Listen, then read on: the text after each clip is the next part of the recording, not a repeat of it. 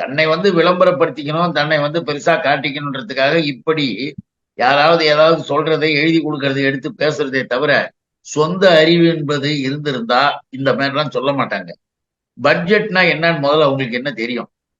இவங்களுடைய கட்சியினுடைய பட்ஜெட்டை ஒரு முறை போய் பார்த்தாங்கன்னா இவங்களுக்கு அந்த புத்தி வரும். இங்க நம்ம பட்ஜெட் என்பது மிகச் சிறப்பாக இந்தியாவில் இருக்கின்ற அனைத்து மாநிலங்களுக்கும் வழிகாட்டக்கூடிய அளவிற்கு இந்த பட்ஜெட் அதனுடைய இலக்குன்னு போட்டார் பாருங்க. அதுதான் நிதியமைச்சரை நம்முடைய மாண்புமிகு முதல்வர் எங்க தலைவர் அண்ணன் தளபதி பாராட்டுகின்ற பொழுது கூட ரொம்ப பெருமைப்பட்டார்.